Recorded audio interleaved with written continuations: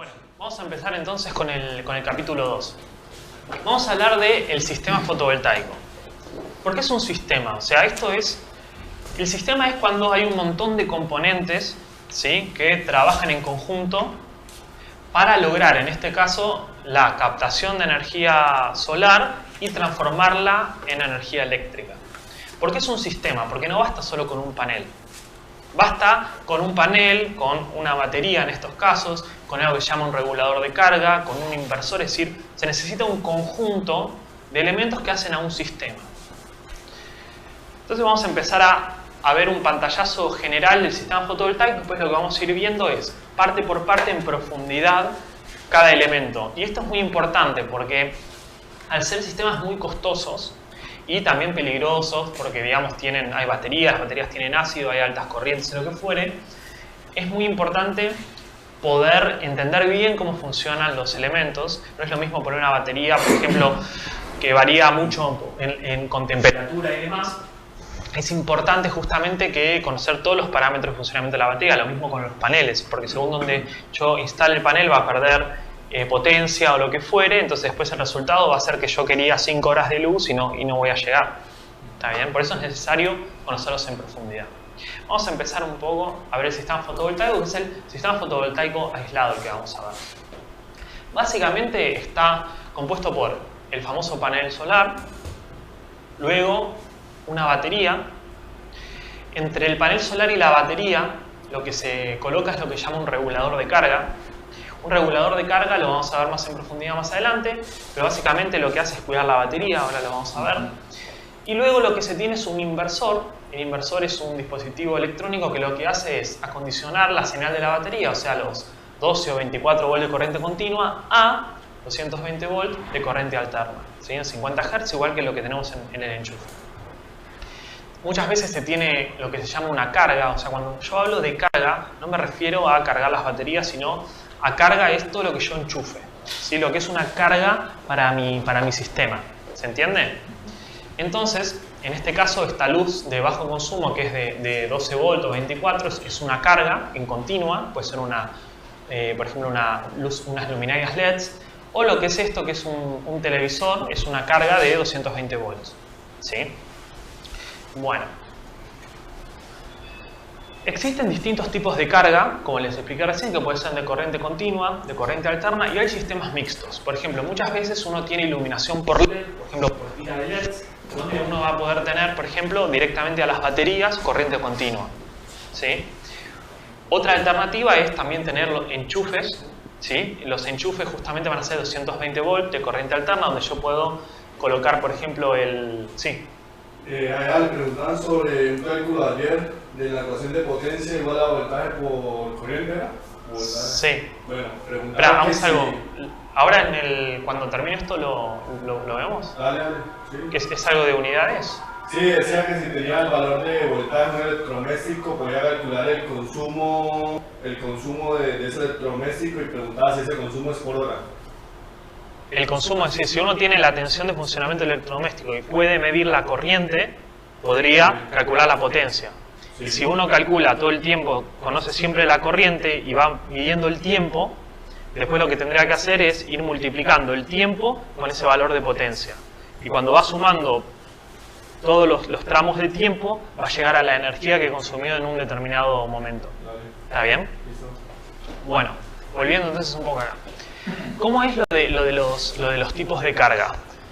Uno puede tener una carga de corriente continua como lo que son LEDs o bajo consumo de continua, corriente alterna, los típicos electrodomésticos, y muchas veces hay sistemas mixtos donde se tiene, por ejemplo, una iluminación LED que es de 12 o 24 volts y los enchufes típicos donde se colocan los electrodomésticos. ¿Sí? Estos son sistemas mixtos.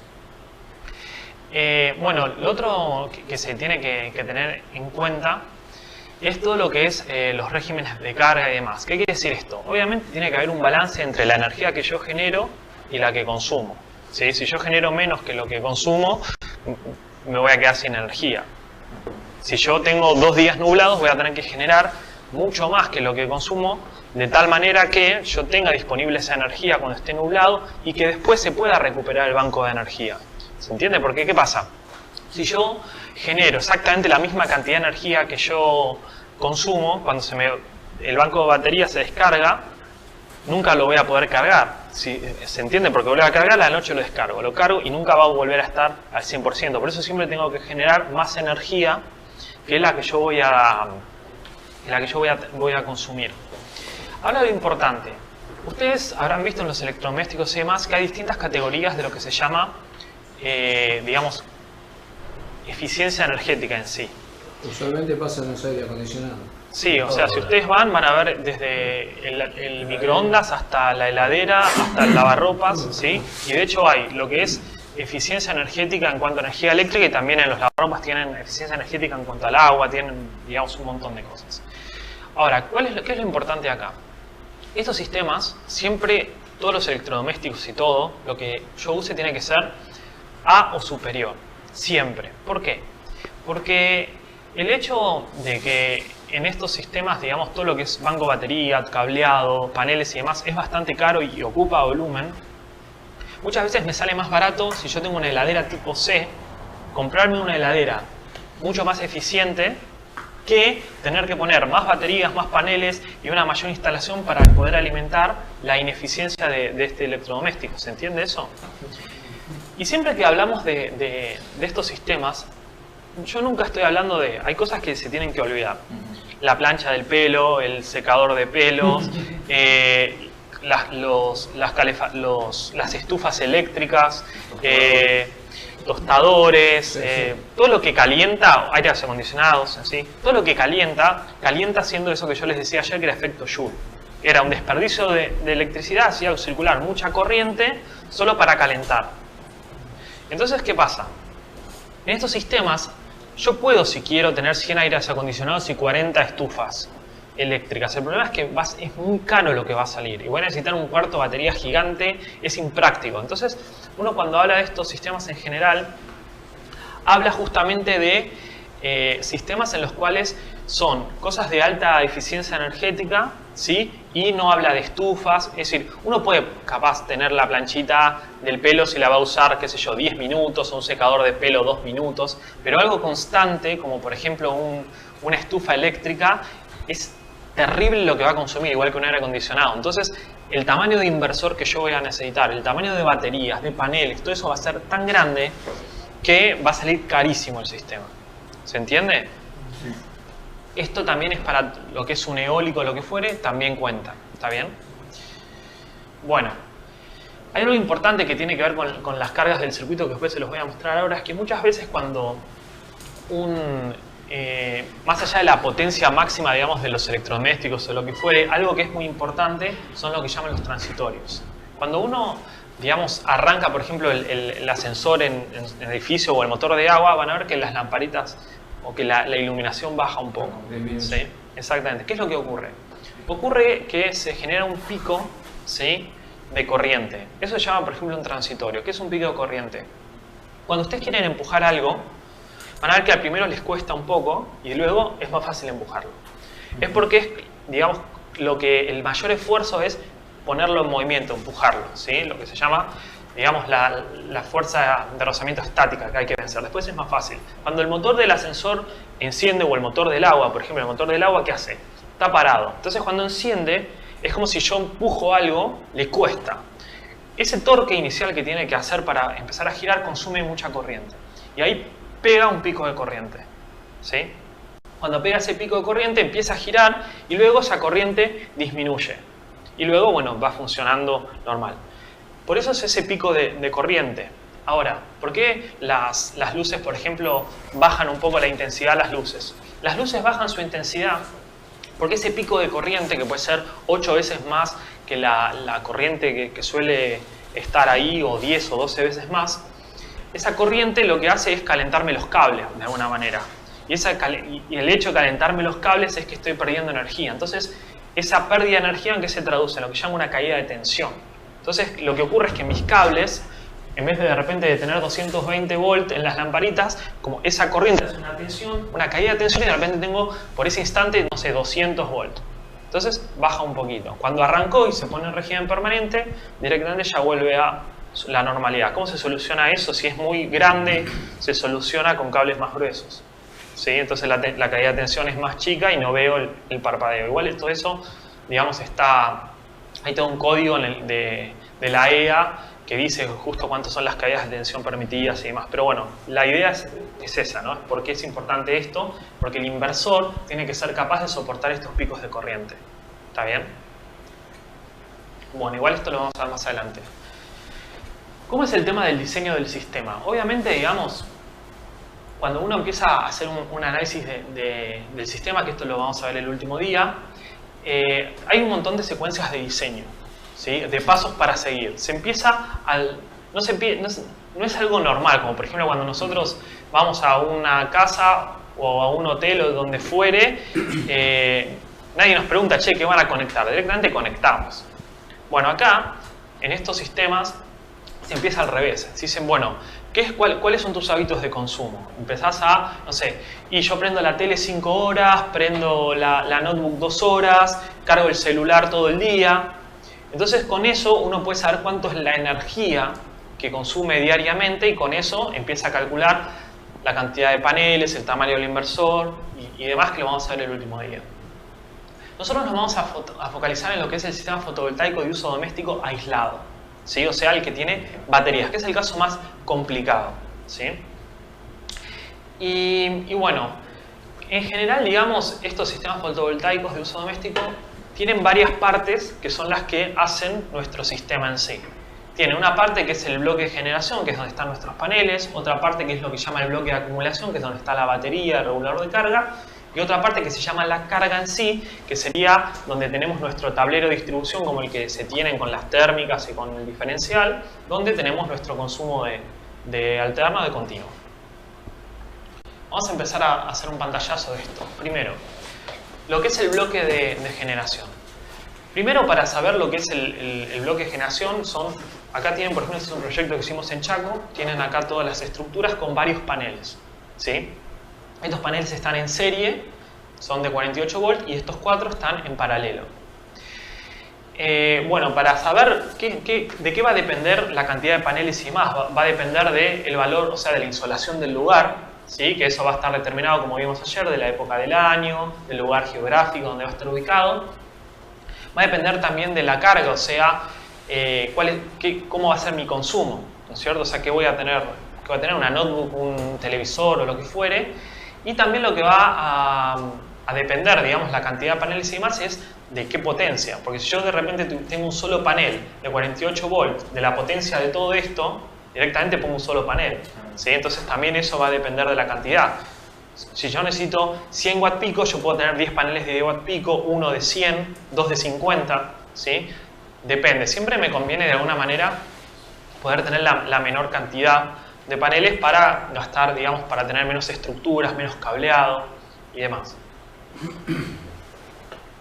Bueno, luego el bloque de acumulación. Este es un típico tablero de continua. Este es un proyecto que hicimos en Salta. Esto es un típico tablero de continua, que lo que se tiene es, primero se tiene, bueno, obviamente un banco de baterías, el regulador de carga. No sé si se llega a ver, pero es este dispositivo que tiene acá, ¿sí? Y el regulador de carga, ¿qué es lo que hace? Se los voy a explicar rápido ahora. Si yo conecto directamente un panel a una batería, por ejemplo una batería de 12 volts, y lo dejo cargando, ¿qué empieza? A medida que se empieza a cargar la batería, empieza a aumentar su tensión, ¿sí? Pero llega un momento en el cual, si yo no corto la carga, ¿sí? del panel, la batería sigue aumentando la tensión y se produce internamente lo que se llama electrólisis del agua, es decir, el electrolito, o sea, el líquido que tiene, ahora después lo vamos a ver, pero el ácido con el agua que tiene adentro de la batería, ese agua empieza a hacer hidrólisis, se separa el H2O en hidrógeno y en oxígeno, se escapa de los bornes, empieza a aumentar el volumen, mete presión y bueno, eso puede llegar a reventar o puede haber algún problema. Eso se llama sobrecarga y también hervor de la batería. Entonces, el regulador de carga tiene como misión proteger la batería, ¿sí? Cuando está llena, corta. El auto tiene un regulador de carga, todo lo que tiene baterías tiene un regulador de carga. También el regulador de carga, que después lo vamos a ver en profundidad, tiene otras funciones como que nos permite ver el estado de carga de las baterías, nos permite también yo puedo tener una salida de continua, ¿sí? Y que la puedo sacar directamente del regulador de carga para alimentar, por ejemplo, luces LED, ¿sí? Tiene un montón de otras funciones que vamos a ir viendo en profundidad. Tiene algoritmos de carga, todo esto después hay todo un capítulo de regulador de carga, lo vamos a ver más adelante. Luego, lo otro importante son las baterías, ¿sí? Las baterías son distintas a las típicas baterías de auto. Básicamente tienen más plomo. ¿Por qué? Son unas baterías que se llaman de ciclo profundo. Están especialmente diseñadas, hola, ¿qué tal? Están especialmente diseñadas para estos proyectos. ¿Cuál es la diferencia, por ejemplo, con una batería de auto? Una batería de auto puede ser de la misma tecnología que de las baterías, en el sentido de que puede ser de plomo ácido, ¿sí? Pero ¿qué pasa? Una batería de estas que llaman de ciclo profundo están hechas para que están cargadas, se descargan y se vuelven a cargar. Se descargan y se vuelven a cargar. Esa descarga se llama ciclo. Y ciclo profundo porque se descargan bastante. ¿Está bien? Cada vez que la batería se descarga, esto lo vamos a ver más adelante, pero cada vez que la batería se descarga y se carga, va perdiendo plomo, que se va depositando abajo. Entonces llega un momento en el cual se cicla tanto, o sea, se carga y se descarga tanto, que ese plomo se cayó y ya las placas internas de la batería quedan sin plomo, entonces no tienen superficie activa y no funciona la batería.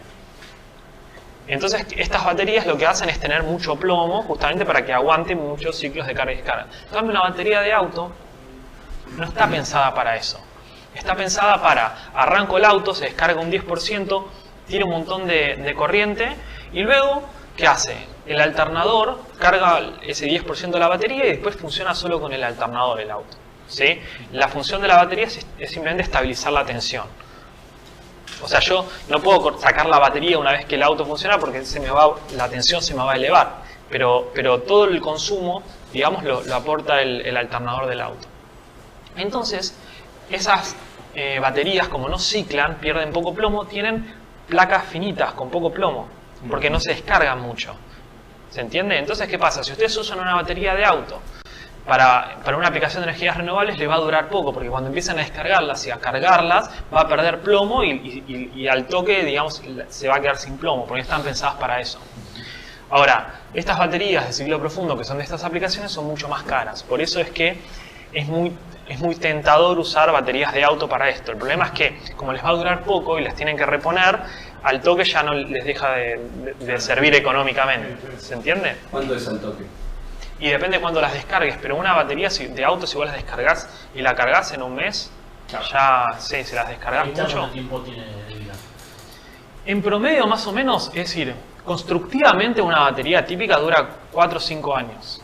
Ahora, si vos la descargas profundamente todo el tiempo, te puede llegar a durar un año. ¿Se entiende? Depende, es decir, depende del uso, exactamente. Igual de eso lo vamos a ver más adelante. ¿Está bien? O sea, descargarla a fondo es perjudicial para la vida de la batería. En realidad no es...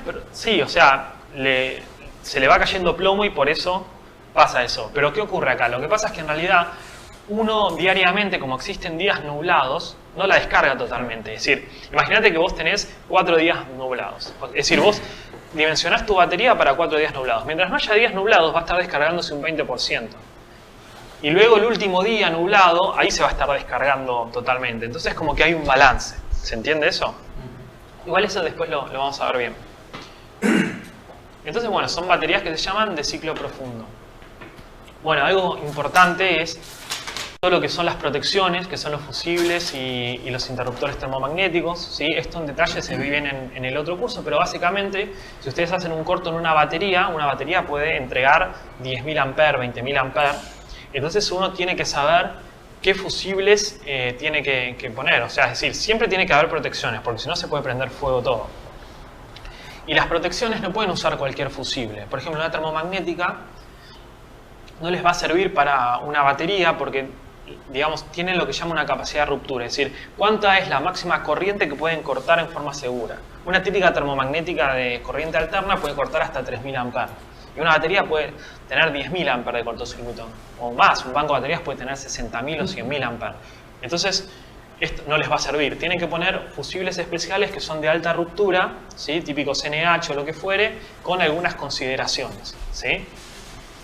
Entonces, bueno, esto es importante. Y sobre todo porque el banco de las baterías, cuando hacen un corto, Si el corto no se para, va a empezar, las baterías pueden llegar a explotar, ¿sí? O sea, es tanto el calor que se genera, empieza a hervir, se hace una electrólisis, y bueno, eso puede llegar a volar y eso tiene ácido.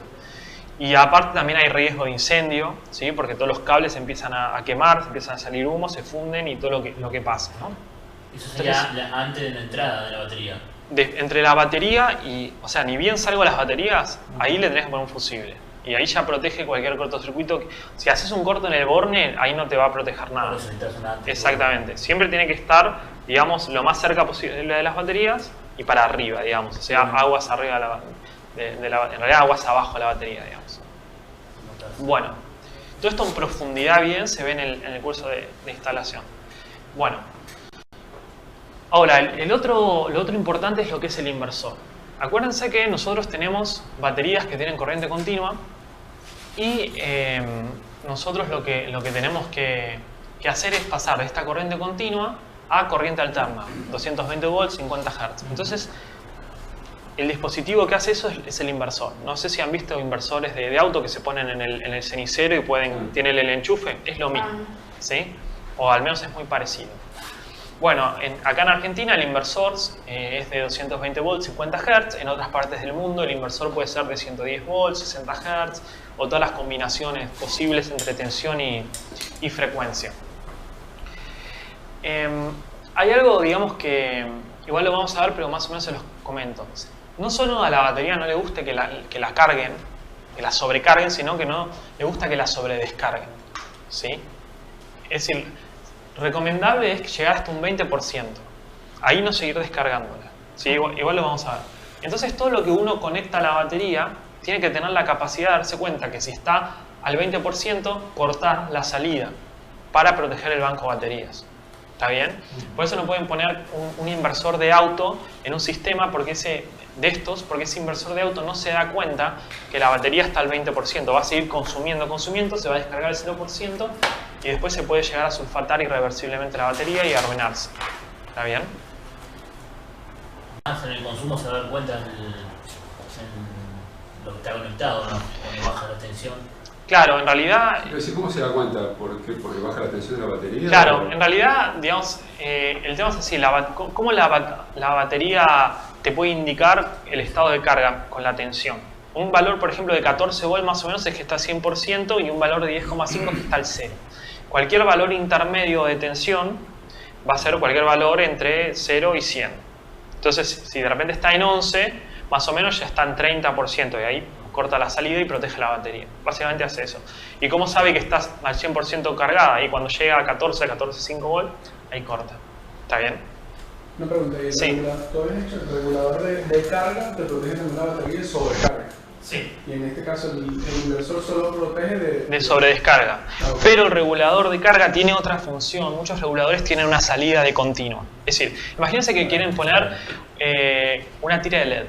Una opción es ponerla directo a la batería. El problema es que si ponen directo a la batería, puede pasar eso, que si ustedes se olvidan, se va a seguir descargando la batería y se les puede arruinar. Entonces los reguladores de carga tienen una salida, ¿sí?, donde ustedes le pueden conectar el consumo, las luces LED. Entonces, ¿qué hace? En vez de ir directo, pasa por el regulador de carga y el regulador de carga dice, ¿tu carga, le pregunta a la batería, es mayor que 20? Sí, entonces prende la luz. Cuando la carga llega al 20% a un valor prefijado, porque eso se puede fijar, apaga las LED y el banco de baterías queda protegido. Apaga las LED. O sea, apaga el consumo, digamos. Apaga. Exactamente. Un dibujito anterior que veía que salía de los paneles, puede ser la luz LED, pasa por el... Gracias. Claro, eso es lo que estamos viendo ahí que tiene... No, es otro. Sí. Yo vi que era Sí, en realidad sale del regulador. Ahora vas a ver. Ya sé el panel regulador LED. Sí, en realidad... Fue hace 3 o 4 atrás, por eso. Espera. Tiene una salida de corriente continua del sol. Pero es ese que estamos viendo. No pasa por la batería. Acá, en realidad, sale del regulador, ¿ves? Claro. ¿Sale? Sí, pero no pasa la... Y no pasa por la batería, ¿o sí? En realidad, es Yo decir, quiero conectar luces LED con un panel solar. vos tenés dos opciones. O lo pones a la batería, Sí. lo cual tendrías que tener de alguna manera un control de sobredescarga de la batería, o lo pones el regulador, lo pones al regulador, el regulador puentea directamente a la batería. Pero ¿qué hace? Para puentear esto y que pase la corriente de acá a acá, pregunta si es mayor al 20. Si no, corta y se te apaga esta luz. Yo pensé que el regulador podía sacar directamente del panel solar. No, en realidad, si esto está cargando, lo que va a ocurrir es que va a haber parte de la corriente que viene del panel y parte de la batería. Ah. Sí, eso como que es un nodo y solo eléctricamente o sea, por leyes de Kirchhoff se acomoda el nodo, digamos. Y escúchame, el uso de esa salida adicional, ¿para qué se usa normalmente? Para eso vos viste el caso de LED, pero... Sí, si vos querés poner cualquier cosa de continua. Yo ponele, muchas veces cuando hago capaz una instalación, en el cuarto técnico pongo una tira de LEDs y lo saco de ahí. ¿Por qué? Porque cosa que si se rompe el inversor o cualquier cosa que ocurre, vos tenés una luz directa o luces de emergencia o lo que fuere que sale directo de las baterías. Es simplemente por eso. O si tenés cualquier cosa de continua que quieras poner. Y Sí. te hago una pregunta, Sí. ¿la carga o la carga que va por el inversor no la controla el regulador? No, porque sale directamente de las baterías. La batería. Es decir, ¿por qué no saco esto directamente de acá? Es lo que me estás preguntando. Sí. Porque el inversor suele tener mucha más potencia que lo que aguanta el regulador de carga. Y si lo sacase de acá, lo quemaría. Es simplemente por eso. Entonces va directo a las baterías. Y el inversor tiene esa función de que si está al 20%, corta la salida. En ese circuito, el grupo electrógeno, cuando dijiste que había días nublados, ¿en qué parte va para cargar la batería? En realidad el inversor, este puede ser un inversor cargador, ¿sí? Y tiene acá una salida donde va el grupo electrógeno. O si tenés muchas veces los grupos electrógenos tienen una salida con cargador de batería. Entonces directamente lo conectás a los bornes de la batería. Esas serían las dos opciones. El problema con eso es que si uno tiene un banco de 48, de 24 volts, en general los grupos electrógenos no tienen salida de 24 o 48, tienen salida de 12. Entonces hay que poner un inversor cargador que sí puede directamente cargar la batería con los 220 volts del grupo electrógeno. Esa es la idea. Entonces el regulador de carga es el que, digamos, impide que la batería tenga menos que el 20%. Y el inversor es ese, que impide que se consuma más, que nunca se consuma más que el 20% de su reserva. Y Sería así. Sería, yo tengo mi panel, ¿sí? Acá tengo mi panel solar. ¿Cómo tendría que conectar mi panel a mi batería? ¿Sí? Sí. Pero en el medio tenés que poner Claro. un regulador. ¿Cuál es el problema? Que se puede sobrecargar la batería. Sí. Entonces yo acá pongo un dispositivo que se llama regulador de carga. Para que no se sobrecargue Claro, que lo que hace es abrir el flujo. el circuito según esto esté al 100% o no. ¿Sí? Ahora, A veces como corta, porque determina que la se batería fija ya y si la está tensión es de la mayor a tensión. 14 volts, corta. Ah, cierto. Es como un tester. Es Como el tester, como le ponen el Claro, auto. pero lo hace automático. Ok. Esto es lo que hace el regulador de carga. Ahora, el inversor, yo acá tengo el inversor. ¿Eso acá- regula que no consuma más? No, el inversor lo que hace es transformar la corriente continua de la batería, transforma la corriente continua, ¿sí? de la batería en Interna, corriente alterna. para enchufar todas las cosas. Exactamente. de 20. Entonces, ¿esto cómo se conecta? Se conecta así y así. Se Entonces, conecta esto pregunta, a los ¿la dos batería bordes. está más del 20%? Si está más del 20%, Consume. consume. Si no, se corta. Ah, A su vez, ¿Ese también mide el voltaje? es Los lo dos único miden. Uno para que no se sobrepase y el otro para que no disminuya para que no tanto se sobredescarga. que Porque no si la batería se sobredescargue. sobredescarga más de un 20%, se daña. Se daña, pero Sí. no explicaste recién. Exactamente. Pero- Entonces hay que medir si mayor a 100% o menor o al menor 20%. Pero En la son cuando los dos cargan, aparatos. sí. Cada uno se ocupa de una cosa, de que no sobrepase el 100% y el otro de que no disminuya. El que menos del consume, 20. el que consume se ocupa de que su consumo no vacíe la batería del 20%. No vacíe El la regulador, reserva claro. del 20, digamos. El regulador de carga, cuando carga el panel, a él no le importa esto. Lo único que le importa es no pasarse del 100, porque no Claro. está consumiendo. Ahora, cuando yo tengo una carga de continua, por ejemplo, tengo una lamparita, vamos a hacerla acá de bajo consumo, de lo que fuere, vamos a poner acá. ¿Qué pasa? Lo saco de la batería, pero el regulador me ofrece una salida, ¿sí? Sí. Que hace lo siguiente. Bueno, esto sería como, está conectado a algo así, ¿sí? Luego tiene una llave, al igual que... Un switch. Sí, un switch internamente, y esto viene acá, quedó medio raro. Entonces, ¿qué hace esto? En la medida que esto esté arriba del 20, es como un cable directo de la batería a la luz, prende la luz. Cuando esto llega al 20%, abre el circuito y se apaga esto. Ah, también, es otra regulación que tiene. Claro, es como un plus que tiene el regulador por si vos tenés un consumo de continuidad. O sea, todo lo que consuma tiene que verificar que no baje del 20%. Y todo lo que cargue tiene que verificar que no se sobrecargue del 100%. Ah, okay. Por eso es que el regulador también tiene esa pequeña función para continua, sí, que no los llegar reguladores, a vaciar la reserva. Claro, los reguladores, hay reguladores que no lo tienen, pero ahora en el mercado todos lo tienen. Ah, ¿sí? Eso se llama control de carga. Entonces el regulador además tiene la función de control de carga, que es justamente tener una salida, ¿sí?, de continua para uso. Exactamente. Y depende, si el regulador es de 10 A, aguanta 10 A y así sucesivamente. Pero solamente para luminaria, digamos. Y si vos querés colocar un motor o querés poner... No, el problema es que no va a aguantar los picos de arranque. Entonces, más que nada para cosas estabilizadas. Pero podés enchufar las computadoras directo a eso. No, porque esto es de 12 volts. Y las computadoras en general... Hay que conectarla a la computadora y conectarla al otro. Sí, o sea, exactamente. Sí, y el teléfono también lo tendrías que poner acá. También allá. Sí, o sea, acá. todo excepto algunas luces. Es que esto es el enchufe de tu casa. Claro. Y todo está pensado para el enchufe de tu casa. No está pensado para, digamos, cosas de 12 o 24 volts. Ahora, si algo en particular lo tenés para 12 o 24 volts, lo podés poner acá. Un teléfono. Si tenés un teléfono que funcione con 12 volts, sí.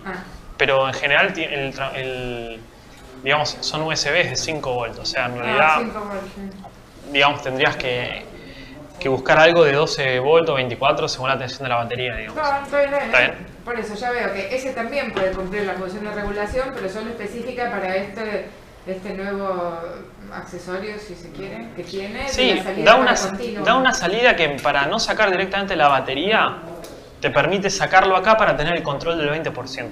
Sí, es eso. Cuestión de eficiencia, tengo una pregunta. Sí. ¿Conviene ponerlo, alimentar todas las luces con LED, por ejemplo, o poner, no sé, lámparas bajo consumo a la salida del regulador de tensión? En realidad, perderás un 10% de eficiencia. En realidad, para mí siempre conviene sacar todo de alterna. Salvo que tengas una tira de LED o algo en particular, sacar todo, porque tenés cables más finos, tenés un montón de cosas mucho más sencillo que si vos estás sacando en continua. Y aparte hay un tema también, si bien hay bajo consumo de 12 volts, cuando se te quema no la conseguís en ningún lado. Entonces siempre conviene tener cosas estándares, y todo lo estándar es de 220. ¿Sí? Entonces, exacto. En cuestión de eficiencia no conviene, pero la practicidad En sí. eficiencia sí, va a ser más eficiente si lo sacás. Pero ese 10% de eficiencia que ganás, lo perdés en cableado, en encontrar fichas especiales para continua, en un montón de otras cosas que es un poco complicado. Ahora, son tiras de LED o cosas especialmente de LED, ahí más o menos lo podés hacer, no habría problema. ¿Está bien?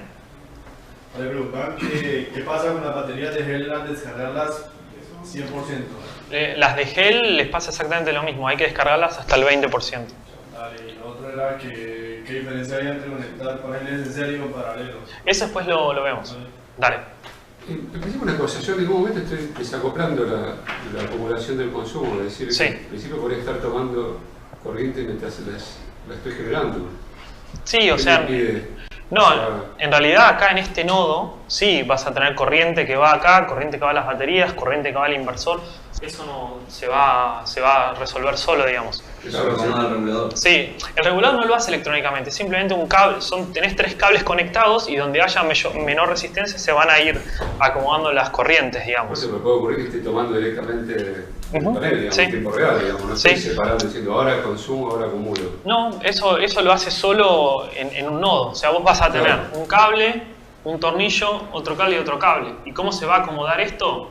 Va a depender de las resistencias que vos tengas acá. O sea, en principio puede ocurrir que esté tomando, pero no me cargó nada la batería que yo esté tomando durante el día. Sí, pero energéticamente va a ser lo mismo, porque no te la usó de las baterías, exactamente. Pero en el momento que vos tenés consumo, ponerle de día, te pasa una nube, se va a tomar la batería, sí, va a tomar la carga. Exacto, lo que va a pasar es que esta va a desaparecer y esta va a tomar más. Va a entrar de otro lado. Exacto, solo se acomoda el sistema eso.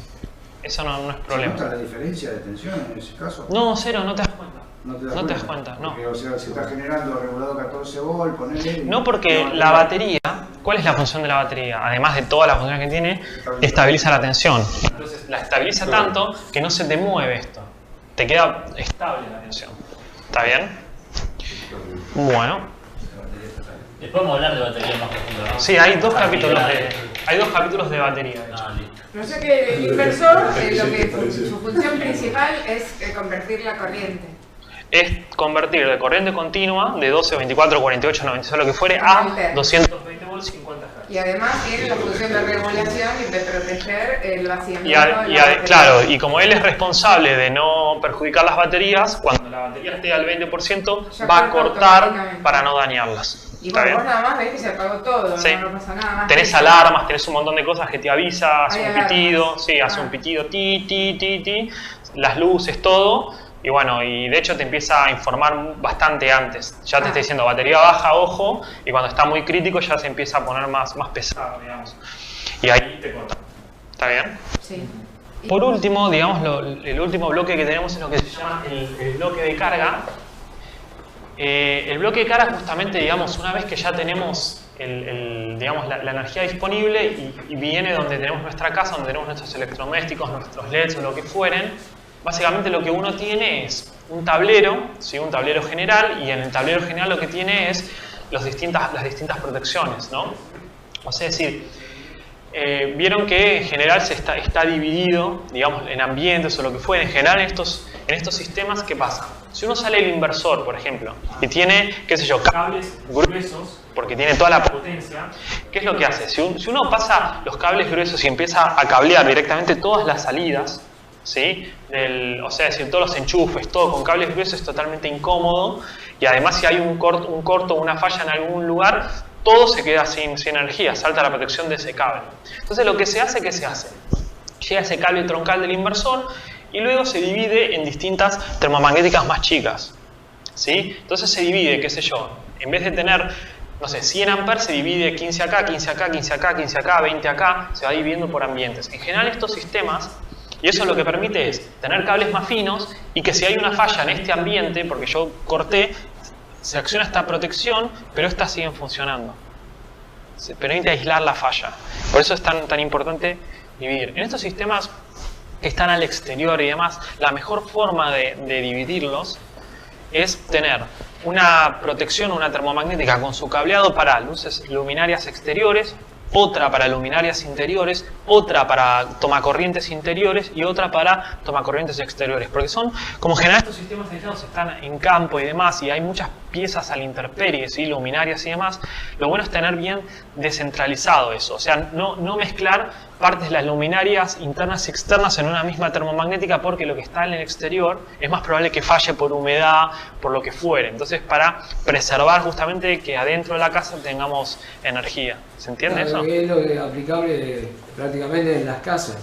Exacto. En las casas hoy en día modernas se hace en distintos circuitos. Exactamente. Entonces cada circuito permite, o sea, cuanto más divida yo, digamos, se me va a encontrar el desperfecto más rápido. Exactamente. El problema es que, por ejemplo, en general, cuando no se toma en cuenta esto, van a ver que muchas veces una misma termomagnética tiene luces de afuera y luces de adentro. Sí. Eso no está bien hecho. Tampoco está bien hecho separar por ambientes para mí.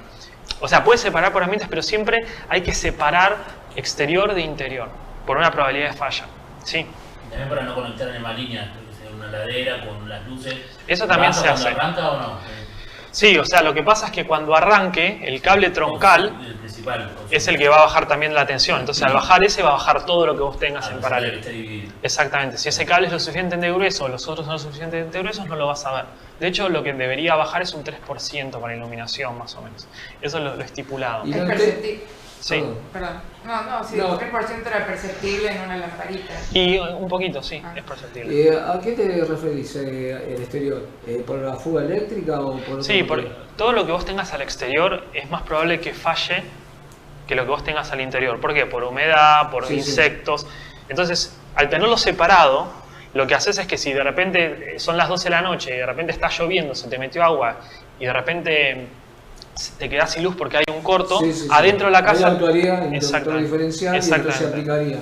Bajaría las térmicas y buscaría... Claro, exactamente. Pero lo importante es que, de última, si vos lo dejás para arreglar para el otro día, bajás esa exterior y adentro tu casa... Exactamente, tenés energía. Bueno. ¿Se usan interruptores diferenciales también acá? Sí, se usan disyuntores diferenciales. Es decir, a la salida del inversor es exactamente igual que una casa. Es exactamente igual. Exactamente. Sí, por lo que vi. Sí, todo eso igual en el otro curso se ve todo eso en detalle, todo lo que son termomagnéticas. A fines de junio. Ahora después les paso la fecha mañana. Bueno, entonces, volviendo con esto. Entonces, ¿qué pasa? Los cables, ¿sí? También es algo muy importante porque lo que me conviene es tener secciones de cable lo más chicas posibles, ¿sí? Y además los cables, digamos, lo importante es que sean acordes al uso que le voy a dar. No es lo mismo un cable que va dentro de mi casa a uno que va subterráneo, ¿sí? A uno que está expuesto al sol. Y si uno no tiene esas consideraciones, los cables se van a deteriorar y puede haber desde un cortocircuito hasta se les puede llegar a arruinar la instalación. Por eso es que uno tiene que saber qué tipos de cable es, cómo dimensionarlos correctamente. Y digamos, la idea es que todo lo que es el cableado dure al menos 25 años más o menos. O sea, la vida útil de los paneles. Bueno, y... van todos por tierra los cables del panel al... No necesariamente. No, depende. Por afuera también. ¿Pueden estar al sol y todo eso? ¿O tienen que ir por tierra? A ver, idealmente conviene que vayan a tierra. Pueden estar al sol si son cables especiales con protección UV como los Retenax. Sí pueden estar al sol. Pero nada, es que si vos tienes un cable al sol y tenés un sistema de 48 volt que es peligroso y te lo muerde el perro, o lo pasás con la cortadora de césped. Sí, entonces por eso es que tiene que tener un tendido o al aire con distancias reglamentarias o enterrado. ¿Y enterrado va adentro con se hace una zanja, se tira el cable, se llena de arena, se pone ladrillos o una malla y lo volvés a cubrir. Y eso está todo estipulado en el reglamento de instalaciones. Bueno, ahora, algo importante. Siempre que se convierte energía, ¿sí? Ya sea del sol, energía eléctrica o lo que fuere, hay pérdidas de energía. Estos sistemas pierden mucha energía. Ya el panel solar de la energía del sol tiene una eficiencia más o menos del 14%, o sea que ya desperdició o perdió el 85% de la energía del sol, desde el vamos. Luego, cuando esa energía pasa por el regulador, los reguladores tienen más o menos una eficiencia del 95%, o sea que pierden 5% de energía. O sea, ¿dónde la pierden? Calor, ¿no? En todo lo que está dentro se transforma en efecto Joule y bueno. Luego, cuando la energía eléctrica se transforma en energía química, para estar en las baterías, tiene una pérdida de eficiencia, que es más o menos de un 15%. Y cuando luego yo saco la energía de las baterías y la paso de química a eléctrica, vuelvo a tener otra pérdida de eficiencia, ¿no? De energía. Y cuando pasa por el inversor, vuelve a tener otra pérdida, ¿sí? Un inversor más o menos tiene una eficiencia de 90-95%. ¿Se entiende? Eso se suma uno. Se multiplican en realidad. Es como los impuestos, ¿no? Claro, exactamente. Exactamente. No, más o menos estoy poniendo 5 en cada paso. Esta de acá no la considero. Esta ya es así. Claro, ¿por qué no la considero? Porque cuando yo hice lo de la hora solar pico, claro, lo que vimos ayer ya quedó metido. Ahora, de acá hasta acá, más o menos lo que se pierde es un 40%. Es decir, la eficiencia de acá hasta acá es 60%, o sea, 0,6. Es un nivel muy grande, ¿eh? Se pierde bastante. Igual, digamos, es bastante conservador, ¿no? Si uno va haciendo bien fino y tiene cosas, esto de 95, puede estar entre un 70-75%, unas buenas baterías también, ¿sí? Entonces, igual no deja de ser un número bastante alto. Sí. Todo depende de la calidad de los... De la calidad, o sea, lo que más ineficiente son las baterías. Más allá, los paneles, obvio, pero después las baterías, porque tienen doble pérdida de eficiencia cuando almacenás y cuando sacás, ¿sí? Ahora, desde el inversor está todo calculado con tendido nuevo, no está calculado con eso. O sea, son todos proyectos arrancados de cero, no lo calculás con lo que tiene un hogar hoy en día. Acá, No, igual tu casa lo que vas a hacer es sacar los cables de la distribuidora eléctrica y ponerlos del inversor. Entonces de acá para acá no va a cambiar nada. Ahí no considerás como la eficiencia, lo considerás hasta acá, hasta donde sale. Entonces desde que viene acá, pasa por acá y viene acá, lo que perdió es un 40%. Alejandro, ¿sí? te hago una pregunta. Entonces, vos lo que querés decir que es importante comprar, el tema está en la batería, es importante comprar una batería eficiente o de calidad, gastar. Sí, a ver, todo depende, porque capaz te sale más barato esas baterías y poner más baterías y compensar la ineficiencia. Es como que, es decir, capaz vos podés comprar baterías súper eficientes, pero te sale mucho más barato capaz poner menos eficientes. Entonces siempre hay un balance costo-beneficio. Más o menos a grosso modo decir, bueno, yo calculo una celda que me dé 5 kilowatts y voy a poder utilizar 3, digamos, eficientemente. O sea que... Claro, exactamente. Es decir, que de acá hasta acá, la energía que vos te generó esto se te disminuye. Es decir, esto por 0,6 es lo que vas a tener acá. Vas a poder consumir vos. ¿Está bien? Y por lo demás es toda energía calórica. Todo es efecto Joule. Exactamente. Todo es porque calienta.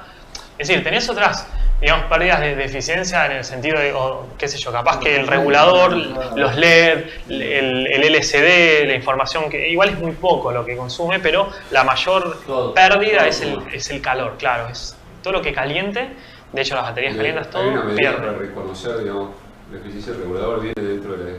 Sí, te lo especifica, sí. El fabricante te especifica el inversor, las baterías, todo te especifica la eficiencia.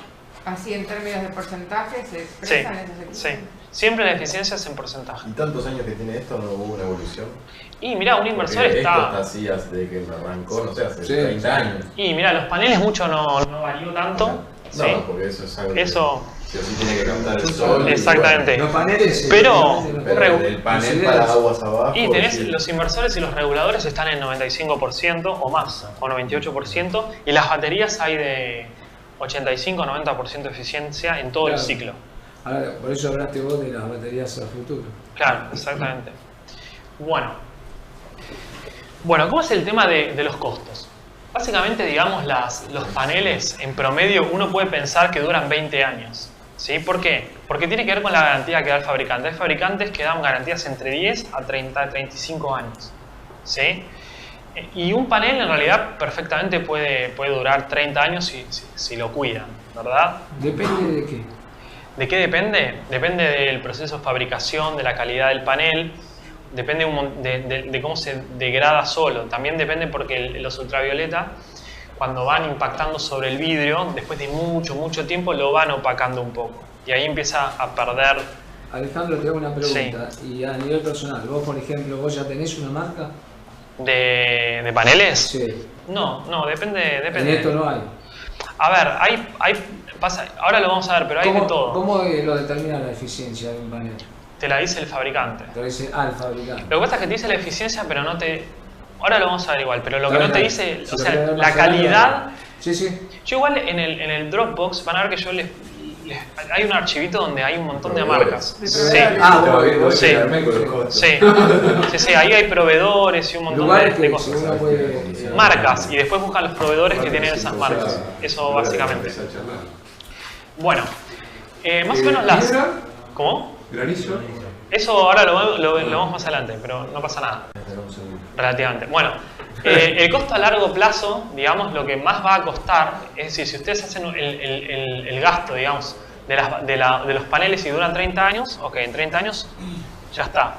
Ahora, las baterías, ¿qué es lo que ocurre? Las baterías las tienen que reemplazar más o menos cada 5 años. Entonces, en 20 años van a tener que renovar el banco 4 veces.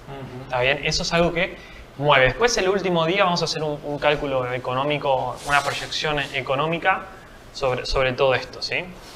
Bueno, entonces, bueno, obviamente, digamos, los cables y demás, si uno los elige bien, los dimensiona bien y demás, les va a durar lo mismo que todo el sistema, o sea, les puede llegar a durar 30 años. La parte electrónica les puede llegar a durar más o menos entre 5 y 10 años. Si tienen una buena electrónica, les puede durar 15 o 20 años, ¿sí? Una buena electrónica. Ahora, acá en Argentina, ¿cómo es el tema de la economía?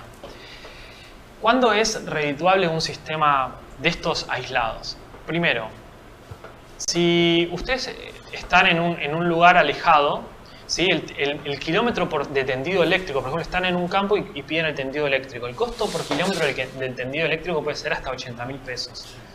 Entonces, si de repente están a 1 kilómetro, ¿sí? Si de repente están a 1 kilómetro, capaz les sale más barato el tendido eléctrico que poner un sistema de estos. Ahora, si pasan, qué sé yo, 4 o 5 kilómetros, ya es más económico poner un sistema fotovoltaico. Estás hablando del costo de material, ¿no? De todo, sí, el costo de inversión. Es decir, si sale 80.000 pesos el kilómetro, y vos estás a 10 kilómetros, ¿sí? Vas a tener 800.000 pesos en pedir el tendido. 80.000 pesos el kilómetro. Del tendido eléctrico el que te hacen está entre 50, 80, depende del lugar. Hay más. Hay más, Sí, exactamente, depende del lugar. Entonces, ¿qué pasa? La otra alternativa es, si ustedes están, qué sé yo, a 40 kilómetros o lejos, la otra alternativa sería tener un grupo electrógeno. Entonces, bueno, hay toda una comparativa que sí, digamos, es más barato, digamos, en el tiempo tener, digamos, un sistema de estos o un grupo electrógeno. Esa sería la otra opción que lo vamos a ver el último día. La otra variable, ¿no? Exactamente, que se suele amortizar en 6-7 años, más o menos. Igual va cambiando, ¿no? Depende del valor del dólar. Sí. Bueno, esto es la realidad. Sí. Me preguntaban que si un panel tenemos unas pérdidas del 40%, se tiene que sobredimensionar el sistema también un 40%. Exactamente, eso lo vamos a ver el último día en dimensionamiento, pero esa es la idea.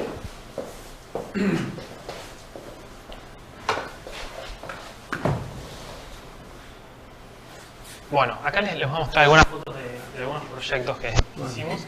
¿Ven? Efectivamente, así, a grosso modo, si yo quiero reemplazar kilowatt, digamos, de red común, y obviamente por lo que estoy viendo, sí, el costo inicial lo hace fuertísimo la diferencia. Sí, aparte, si vos tenés red eléctrica no podés. Vos no podés poner un grupo, digamos, un sistema de estos si tenés conexión a red. Lo tenés que poner solo si es aislado. Está prohibido. Sí, va paralelo a ¿Está prohibido? Sí, no podés. Por norma, sí. Va separado todo, con otro cableado, todo hasta la Es que no podés tener un equipo con capacidad de generación adentro de tu casa si vos tenés un servicio de distribución eléctrica. Sí. Ahora, si vos estás aislado y no te llega, ahí sí. Obviamente, la realidad es que en la práctica, con lo de los cortes de luz, todos lo hacen, ¿no? O sea, se corta la luz. Sí, baja, exacto. Se corta la luz, bajan. La térmica de la puerta de mi casa. Exacto. Y ponés el grupo electrógeno. Pero ahora tenés conviviendo los dos sistemas, como decir, bueno, me fijo si la... Sí, tenés que elegir o uno u otro. ¿Sí? Ahora, el tema es que si tenés una inspección, vas a estar en infracción. Y el otro tema es que vos lo podés hacer para tu casa en el sentido de que, bueno, de última, si no sé, tenés una carnicería, tenés cortes de luz, es lo mismo poner un grupo electrógeno o esto porque tenés los cortes de luz, bueno, es una cosa. Ahora, si vos se lo vas a hacer a una persona como un trabajo, ahí cambia, porque vos sos responsable de eso. Estás infringiendo una norma. Exactamente. ¿Para Capital o...? En realidad en el país. Aparte del COPIM y la compañía que sea del sur o de no, tiene dos reglamentos que no permiten este tipo de instalación. Exacto. Es decir, como instalación aislada sí, pero no involucrada con la instalación. Exactamente. Exacto. Por eso, o sea, no puede estar una misma casa, no puede tener las dos alimentaciones, por más separado que tenga. No, puede estar, no puede generarse que vaya. Eso sí podés, porque ahí no pasa nada. Entonces sí podés tener porque vos no generás agua, solo la calentás. Ahí no pasa nada. Y los edificios que lo están haciendo ahora, por ejemplo, como... ¿Otra instalación? Y la Eso es lo que yo te comenté el otro día. La fotovoltaica no deja de ser. En realidad, muchas veces lo que se puede es inyectar a red. O sea, pero vos podés pedir un permiso especial y podrías llegar a inyectar. Ahora, en realidad, lo de tener baterías y demás, no se debería, por más que lo hagan. ¿Sí? O sea, de Solartec, de la legislatura. Sí, pero ese es de inyección a red, no es con batería. Es otra cosa. Y al proveedor y a la distribuidora. El contador que te dice la puerta va para atrás. Sí, va para Brasil. En Chile. Sí. La producción. ¿Pero ya acá está permitido en Argentina? No está regulado. No. Pero lo que hace es, lo que hizo Solartec, primero es el mismo gobierno que la licitación te lo pide. O sea que allá hay un gris. Y segundo, vos podés pedir permisos especiales a la distribuidora para que te autorice. Pero eso es inyección, es otra cosa, no es esto. Claro, y si vos querés usar durante el día y no guardar bancos de batería. Bueno, si vos lo haces como inyección, o sea, inyectás de autoconsumo, si pedís un permiso te lo dan. Ahora cuando salga toda la normativa de eso, no va a haber problema y vos vas a poder inyectar sin problema y de hecho vas a poder o te van a pagar por esa inyección, por esa energía que estás inyectando. O sea, tenés dos medidores, uno te mide el consumo y el otro te mide la generación. O si no, hay otro sistema que es como un banco de energía. Vos el excedente te lo cuentan a tu favor y cuando vos consumís te lo descuentan. Esos son los dos métodos que hay. Y bueno, ahora se está trabajando en eso. ¿Estos son proyectos de ustedes? Sí. Estos son algunos proyectos que hemos hecho. Acá ven, por ejemplo, todo lo que son los paneles solares. Los ven acá atrás, como están. Del camino a Buenos Aires no hicieron nada, ¿no? No, nosotros acá en la fundación hacemos solo proyectos sociales. O sea, para lugares bien aislados, escuelas y demás. Esto es todo escuelas. Bueno, esto es en el Chaco, acá tienen también algunos paneles, cómo están instalados y demás. ¿Qué tiene el panel acá? Esto es una caja donde se hacen todas las conexiones. Acá tienen, más. Esto es en Entre Ríos, esto es en Salta. ¿Qué? ¿Qué abastece? ¿Solamente luz? ¿Qué tiene? Esto, no, luz, la tele, computadoras. ¿Son escuelas? Sí, son escuelas. Esto es en Salta y esto es en Entre Ríos. Por lo general siempre en el norte, ¿no? Porque es el lugar más... Mirá, no, esto es Bariloche. Ah, Bariloche. Sí, por eso tiene... Fíjate la cantidad, la inclinación y la cantidad de paneles. Y mirá, por ejemplo, esto es Salta. Hay una diferencia. Sí, fíjate. Y esto que es medio es Entre Ríos. Fíjate que tiene... Mira. Claro. Bueno, acá tienen un poco la estructura se compra todo preparado ya. Sí, se mandan a hacer, o sea, las estructuras. Sí. Eso se manda a hacer. O sea, se hacen los planos y demás. Esto es en Chaco también. Sí, en realidad en general se hace en galvanizado, pero galvanizado cuando vos lo conectás a tierra, vos tenés contactos bimetálicos y se hace, cuando tenés distintos potenciales de oxidación, tenés corrosión galvánica. Entonces, Alejandro, a veces no se recomienda. Ahí? Porque cuando vos lo juntás, el viento tiene mayor fuerza que cuando vos lo separás. Cuando vos lo separás, el viento pasa y baja la presión. Entonces, ¿con qué material se tiene que hacer? En realidad todos lo hacen de acero galvanizado, lo podés hacer de acero galvanizado y le podés poner cemento acá. Hay un montón se puede hacer de aluminio, o sea, el aluminio no se oxida, o sea que es bueno hacerlo con aluminio. El tema es que en realidad el galvanizado, cuando uno lo conecta a tierra, tiende a oxidar algunas junturas, es decir, se hace algo que se llama corrosión galvánica, que son cuando dos metales tan distintos, el contacto, los metales tienen distintas potenciales de oxidación, digamos, y se suelen oxidar. Van a ver que de repente hay lugares donde tienen dos metales y tienen arandelas oxidadas o bulones oxidados porque son de materiales no compatibles, digamos. Exactamente. ¿Y por qué en la otra foto estaban todos enteros? ¿Porque no había viento en el sur, acaso? No entendí. ¿Por qué en el otro? Estaban todos los paneles sin espacio entre sí. ¿Por qué? Porque el viento no, eso fue por un tema constructivo. Igual tienen una separación más o menos de 2 centímetros. Pasa que no se ve. No se ve, pero siempre tenía que tener un poco igual. Sí, 2 centímetros es el mínimo de separación que se necesita. Claro, porque estás hablando de condiciones. El enemigo de todo esto, que es el viento, granizo, condiciones. No, en realidad cuando vos dimensionás todo para el viento y todo, ya te despreocupás. Sí. ¿La altura de los postes las hacen todas iguales? Esta en particular son más altos los postes porque la gente tiende a colgar la ropa. Entonces, claro, es un problema de proyecto. Sí, es un problema de proyecto. Entonces están bien altos para que no puedan colgar la ropa. Claro, exactamente. Ya hay un problema cultural. ¿Sí? Es un problema de proyecto y uno basado en exacto, que hay que saberlo de antemano. Esto es un cuarto técnico que es donde van las baterías, ¿ven? Donde van las baterías, este es el inversor, este es el tablero donde está el regulador de carga, todas las protecciones, acá ven el tablero, acá ven el inversor y acá ven las baterías. ¿Sí? Todo eso está acá adentro. El inversor es enorme, todo el negro de la derecha, Sí. y el regulador es chiquito. Exactamente. Esta pequeña granjita de 4 paneles, más o menos, ¿de cuánto es la producción? ¿De qué? ¿De esto? Sí. Cada uno son de 100 watts, así que hay 16, 1.6 kilowatt pico. Ah, eso es bastante importante. Sí, sí, son grandes. Bueno, acá tienen los tableros. Este es el de un proyecto de Salta también, como son los proyectos. Acá tienen el regulador de carga, las protecciones. Esto es donde les decía que se junta la corriente y va para un lado para el otro y lo hace, o sea, es solo por ley de, es decir, por Kirchhoff, digamos, porque hay un nodo eléctrico. Ajá. Bueno, estos son tableros de corriente alterna. Esto que ven acá es justamente a veces para cambiar de grupo electrógeno es una selectora. Exactamente, un selector de carga para grupo electrógeno o paneles solares. ¿Pero no estaba prohibido? Sí, pero este lugar es aislado. Entonces tienen o grupo electrógeno o paneles solares. Ah, perdón, sí, sí. Exactamente. Claro, no tienen nunca corriente De red, no tienen red. De hecho es un lugar en el Chaco salteño, en el impenetrable. Claro, tiene o panel o grupo electrógeno. Exactamente. ¿Y eso sí está permitido?